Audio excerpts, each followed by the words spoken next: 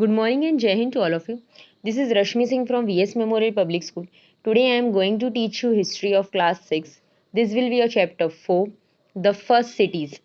You have read in lesson 2 that early women generally settled near rivers, so the earliest cities both in India and outside come up near rivers. Can you recall the reason why people preferred to settle near rivers? At this time there are many civilizations flourishing in different parts of the world. Find out their names and the reverse along which they develop. So basically आज बच्चों हम लोग को chapter 4 the first cities पढ़ना है. इसमें ये कहा गया कि हमने चैप्टर 2 में ये पढ़ा था कि जो अर्ली वुमेन्स थे वो ज़्यादातर रिवर्स के किनारे सेटल होते थे, इसलिए क्योंकि जो भी उनकी बेसिक नीड्स थी उनको रिवर से मिल जाती थी. आज हम ऐसे दो शहरों के बारे में पढ़ेंगे जो सबसे फर्स्ट सिटीज़ की जिनको कहा जाता था, सबसे पहले जिनके बारे में जो पहला शहर बसा हुआ था उनके बारे में आज हम पढ़ेंगे.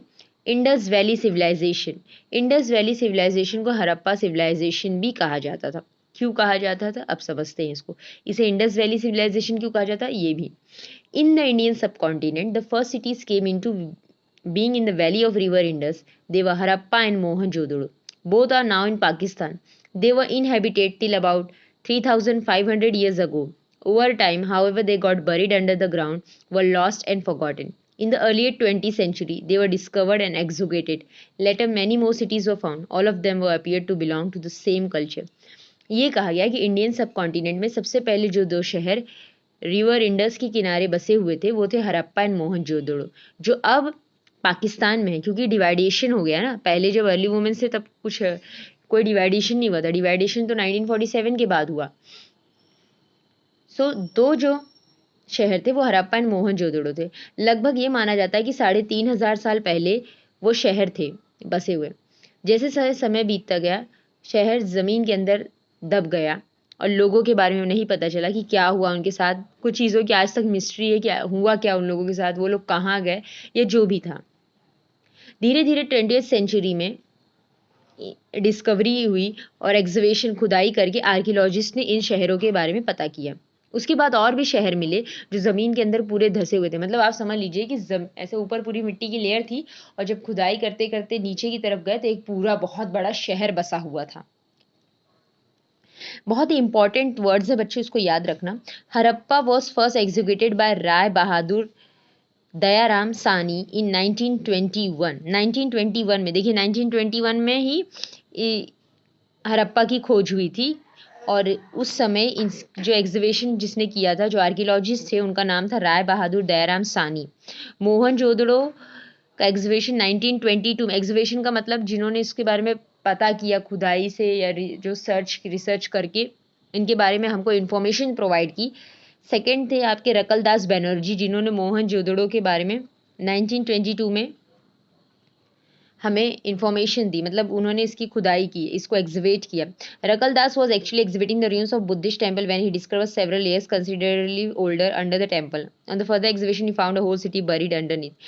एक्चुअली रकलदास बनर्जी जो थे वो बुद्धिस्ट टेम्पल की खोज कर रहे थे. उनके बारे में मतलब एक होता नहीं अनुमान कि हाँ यहीं एक शहर बसा हुआ था बहुत हज़ारों साल पहले, तो ऐसे वो गए उन्हें बुद्धिस्ट टेम्पल के बारे में. पर जैसे जैसे वो धीरे धीरे सर्च करते गए तो उन्हें तो एक बहुत बड़ा शहर ही दिख गया. और वो शहर कौन सा था? Mohenjodaro. Most of the early cities were found in the valley of Indus river. That is why archaeologist and historians have named this culture as a Indus valley civilization. क्योंकि ज़्यादातर शहर इंडस रिवर के किनारे बसे हुए थे, इसीलिए जो आर्कियोलॉजिस्ट थे या जो हिस्टोरियंस थे इन्होंने इसका नाम क्या रख दिया? Indus valley civilization. इसे हड़प्पन सिविलाइजेशन इसलिए कहा जाता था क्योंकि हड़प्पा ही सबसे पहले, मतलब जो हड़प्पा जो साइट थी उसकी सबसे पहले खुदाई हुई, उस जगह का नाम हड़प्पा था, इसीलिए इसे हड़प्पन सिविलाइजेशन भी कहा जाता. अगर किसी ने पूछा इसे इंडस वैली सिविलाइजेशन क्यों कहा जाता है, क्योंकि जितने जो शहर थे वो इंडस रिवर सिंधु नदी के किनारे बसे हुए थे. The pattern of living in all the sites of the civilization exhibited later resembles of the Harappa. फिर धीरे धीरे क्योंकि जो आर्कियोलॉजिस्ट रहते थे ना बच्चों, वो पूरा ऐसे रिसर्च करते थे, सर्च करते थे, चीज़ें जो मिलते थे उससे कनेक्टिविटी कर करके पता लगाते थे कि हाँ ये लोग ऐसे रहते थे, ये चीज़ खाते थे. क्योंकि हमें वहाँ बताने वाला कोई नहीं रहता, बट जो हमें दिखता है उसी से हम एक इमेजिनेशन करके, सपोज करके, ये जो हमको एविडेंस मिलते हैं उसी को कनेक्ट करके हम एक पूरी थियोरी बनाते हैं. Civilization flourished roughly between 2500 BC to 1500 BC, that is what 3500 45 years ago. At some places it extended beyond this time period. ये माना जाता है कि जब ये फ्लोरिश्ड हुआ था, मतलब जब पूरी तरह ये शहर एकदम खुशहाल शहर जो बसा हुआ था, ये लगभग 2500 से लेकर 1500 BC के बीच में, और 3500 से 4500 पहले इसीलिए कहा जाता है क्योंकि उसके भी पहले ये बसा हुआ था। एक्सटेंट, अब ये शहर फैला कहाँ था? For many years after the discovery of Harappa, Mohenjo-daro and other nearby sites, it was believed that civilization was limited to small area near the Indus River. Further excavation showed that it was spread over the large parts of present-day Pakistan and the Indian states of Punjab, Haryana, Uttar Pradesh, Rajasthan and Gujarat.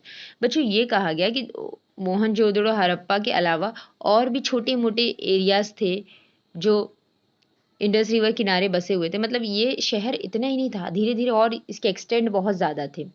ये कहा जाता है कि अभी ये शहर के कुछ पार्ट्स पाकिस्तान में हैं, और क्योंकि अभी तो पूरा जो मैक्सिमम मेन लार्ज पार्ट है वो पाकिस्तान में, और जो थोड़े बहुत पार्ट्स पंजाब, हरियाणा, उत्तर प्रदेश, राजस्थान और गुजरात में भी, क्योंकि काफ़ी सबसे पहला शहर और काफ़ी बड़ा शहर। अगर आपसे ये पूछा करेंटली कि हड़प्पा एंड मोहनजोदड़ो कहाँ है, तो हड़प्पा एंड मोहनजोदड़ो अभी पाकिस्तान में, क्योंकि इसका मैक्सिमम पार्ट पाकिस्तान में, पर कुछ पार्ट्स, क्योंकि शहर बहुत बड़ा था तो कुछ पार्ट्स इसके पंजाब में, हरियाणा, उत्तर प्रदेश, राजस्थान और गुजरात में भी। बहुत सारे साइट्स बिलोंग करते हैं सिविलाइजेशन के साइट्स, मतलब धीरे धीरे, अब एक ही दिन में तो सब खोज हुई नहीं, धीरे धीरे जो आर्कियोलॉजिस्ट थे वो धीरे धीरे रिसर्च किए, उन्होंने धीरे धीरे और शहरों के बारे में पता किया जो इससे कनेक्टेड थे। Many main sites Harappa and Mohenjodaro are the most important sites. देखिए अब सबसे important sites Harappa and Mohenjodaro ही माना गया था। They were thought to be the twin capitals of the civilisation. ये कहा गया कि जो सिविलाइजेशन थी, जो उस समय जो वो लोग थे, सभ्यता जो थी, उसके मेन कैपिटल्स इन्हीं दोनों को माना गया था। ये सब ना आर्कियोलॉजिस्ट ने अपने चीज़ों को कनेक्ट करके, जो उन्होंने देखा, जो उन्होंने वहाँ चीज़ें पाई, उसी से कनेक्ट करके इन्होंने एक पूरी थ्योरी बनाई है। इन्होंने ये कहा कि हड़प्पा एंड मोहनजोदड़ो उस टाइम का ट्विन कैपिटल्स रहा होगा, जुड़वा कैपिटल्स, क्योंकि दोनों शहर बहुत इंपॉर्टेंट थे। इसके अलावा कुछ और भी जगहों के नाम दिए हुए हैं जो बुक्स में आपके दिए हुए, जैसे बनवाली हो गया जो अभी हरियाणा में है, आलमगिरीपुर हो गया उत्तर प्रदेश में है, कालीबंगा राजस्थान में। ये सारे पार्ट्स भी हड़प्पन सिविलाइजेशन से जुड़े हुए थे, मतलब एक ही सभ्यता, एक ही समाज के ये भी थोड़े थोड़े पार्ट्स थे।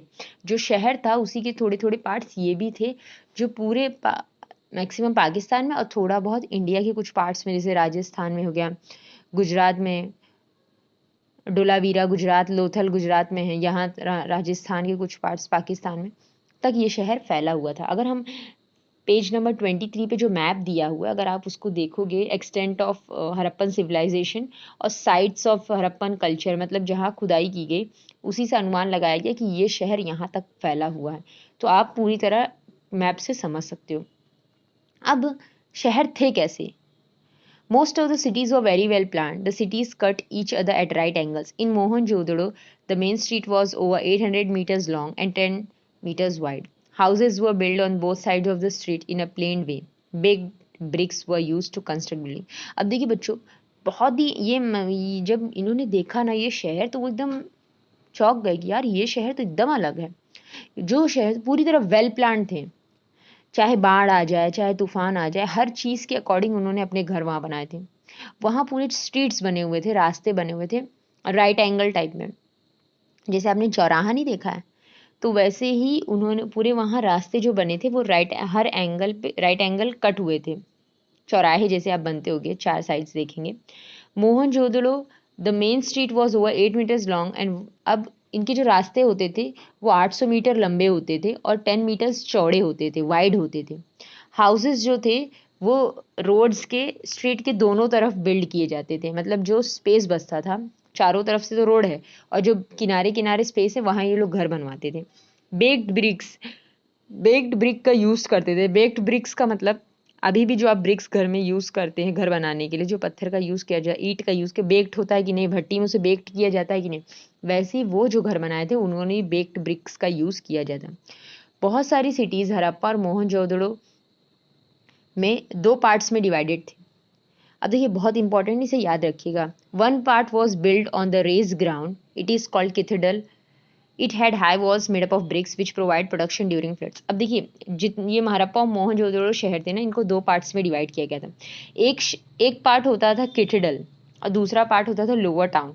किथडल जो होता था वो फिगर आपको दिया हुआ पेज नंबर 23 पे, मतलब जो शहर था उससे ऊपर ऐसे थोड़ी ऊंचा पहाड़ टाइप में, वहाँ ये बस जाते थे। किथडल इसलिए बनाया जाता था कि जैसे बाढ़ आ गई तो जो नीचे शहर बसा है वहाँ पानी भरने की समस्या होगी, तो ये लोग क्या करते थे, जो इन्होंने किथडल बनाया रहता था वहाँ भी ये बड़ी बड़ी दीवारें बनाते थे पत्थर से। और जितने भी पूजा पाठ या रिलीजियस स्ट्रक्चर्स होते थे, पब्लिक बिल्डिंग्स होती थी या ग्रैनरीज होती थी, ग्रैनरीज मतलब जो भी अनाज स्टोर करना रहता था, ये सब वो लोग किथडल में ही करते थे। The ruler and the ruling class consist of rich merchant priest probably lived there. और जितने भी जो उस समाज के जो बड़े लोग थे, जो थोड़े रूलिंग क्लास के थे, मर्चेंट्स थे, मर्चेंट्स मतलब जो व्यापारी थे या जो पुजारी थे, ये सब किथडल में रहते थे।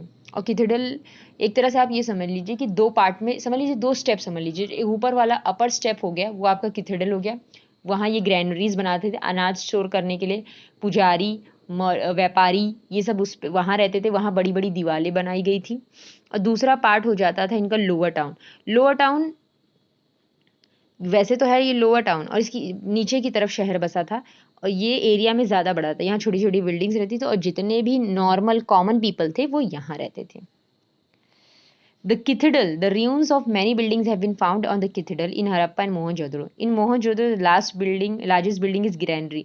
देखिए, जो रून्स मतलब कि जो तबाही, जब शहर तो खत्म हो गया पर जो उसके अवशेष बचे, जो उसके रून्स बचे, जो थोड़े बहुत उसके पार्ट्स बचे हैं, वो उससे हमको पता चला कि कैथेड्रल में बिल्डिंग्स बनी हुई थी। बिल्डिंग्स का मतलब हमारी तरह बिल्डिंग्स नहीं, पर वो ऐसे पके हुए ईट के या बेक्ड ब्रिक्स के बिल्डिंग्स बनाते थे, चारों तरफ दीवार खड़ी करते थे। और जो उसमें सबसे लार्जेस्ट बिल्डिंग होती थी वो होती थी इनकी ग्रैनरी, जहाँ इनको अनाज रखना रहता था। पूरे शहर का जो भी इनके शहर का जो अनाज जहाँ स्टोर किया जाता था, जैसे आज के समय में आपके ये होता है ना, कोल्ड स्टोर्स होते हैं अनाज रखने के लिए, गवर्नमेंट के स्टोर्स हैं, वैसे उस समय इनके कैथेड्रल पे ये ऐसे ग्रैनरी रखने के लिए बिल्डिंग्स बनाते थे। यहाँ तक कि palace like building has been also discovered. Palace like building मतलब कि महल जैसा घर। देखिए, महल जैसा घर वही बनाएंगे ना जो उसमें रूलिंग क्लास के थे या जो मर्चेंट्स थे, व्यापारी थे। उसके बाद एक मीटिंग हॉल बना था। मीटिंग हॉल इसलिए वहाँ मीटिंग हॉल के जैसे एक प्लेस दिखा था, इसलिए क्योंकि जो भी कोई भी डिस्कशन हो इनके बीच में, कोई भी इंपॉर्टेंट टॉपिक्स हो, तो जितने भी मेन लोग आते थे वो वहीं बैठ के अपना मीटिंग करते थे। The most impressive structure eight Mohenjodaro is great bath. अब यहाँ आपको सबसे इम्पॉर्टेंट इन्होंने देखा कि मोहनजोदड़ो में ग्रेट बाथ आप एक तरह से समझ लीजिए, अभी भी आपने हो सकता है कुछ मंदिरों के पास देखा हो, ऐसे सीढ़ियाँ बनी रहती है नीचे की तरफ, छोटा सा स्विमिंग पूल टाइप आपको लगेगा, उसमें लोग नहाते हैं जब पूजा पाठ होता है, या मंदिरों के आसपास बनाए जाते हैं, चारों तरफ से सीढ़ियाँ रहेंगी और नीचे की तरफ पूरा वाटर ही वाटर रहेगा। ये अब उस समय ग्रेट बाथ कैसे था, रेक्टेंगुलर शेप में था, और आप इसे स्विमिंग पूल कह सकते हैं। इसकी चारों तरफ की दीवार जो बनी थी वो बेक्ड ब्रिक से बनी थी, और water tight with the layer of bitumen of टेर। देखिए, चारों तरफ बिटुमिन का मतलब होता है, आपने बिटुमिन में डांबर सुना है आपने, उसी को बिटुमिन कहते हैं। उसी की तरह ब्लैक कलर का पूरा ये लोग चारों तरफ, क्योंकि मिट्टी का बनाएंगे तो मिट्टी कटेगी, उसी का पूरी तरफ चारों तरफ से वो कर लेयर लगा देते हैं कि जिससे कि मिट्टी कटे ना। दो स्टेप्स बनाते थे दोनों तरफ से, मतलब चढ़ने के लिए, उस वाटर बाथ में उतरने के लिए दोनों तरफ से। और यहाँ तक कि साइड साइड में चेंजिंग रूम्स भी बनाते थे। ये माना जाता था कि उसमें जो पानी अब उसमें आता कैसे था, तो ये कहा जाता था हो सकता है नीचे से कोई नाली बनाए हो पानी आने के लिए, या वेल कुएं से पानी लेकर आते हैं। फिगर आपको 24 पेज नंबर पे मिल जाएगा देखने के लिए। At Harappa the number of granaries have been found. Harappa में बहुत सारी गैनरीज पाई गई थी। बच्चों, आपको याद रखना पड़ेगा, अगर हमने पूछा कि ग्रेट बाथ कहाँ पाया गया था तो मोहनजोदड़ो में। ग्रैनरीज कहाँ पाई गई थी, हरप्पा में। लार्जेस्ट जो बड़ी बड़ी बिल्डिंग्स थी, क्योंकि हरप्पा में बहुत सारी गैनरीज पाई गई थी। गैनरीज वो जगह होती है जहाँ ये अपना अनाज रखते थे। ये circular brick platforms have been found near the granaries. देखिए, सर्कुलर ब्रिक प्लेटफॉर्म्स ऐसे गोल सर्कुलर फॉर्म में पत्थर से ये ग्रैनरीज बनाते हैं। जैसे आज आप लोग ड्रम नहीं देखते हो, वैसे उस टाइम ये लोग मिट्टी का ड्रम बनाते थे एक तरह से, और उसी में अपना खाना स्टोर करते थे। There are probably used to thresh grain. Numerous 2-3 quarters found near the granaries might have been houses of laborers. अब ये कहा गया कि इनके ग्रैनरीज जो बनी थी उसके बगल 2 से 3 घर थे। हो सकता है वो घर उन लोगों के लिए हो जो उसमें लेबर का काम करते थे, मतलब जो ग्रैनरीज में लेबर का काम करते थे उन्हीं का उस स्टोर के ग्रैनरीज के बगल घर हो। बच्चों आई होप आपको इतना समझ में आया होगा। अगर कोई भी इशू हो तो आप लोग प्लीज़ पूछिएगा। चैप्टर को एक बार जब रीड करेंगे ना तो चीज़ें और अच्छे से क्लियर हो जाएंगी। नेक्स्ट पार्ट हम आपको नेक्स्ट डे सेंड कर देंगे। Thank you. जय हिंद।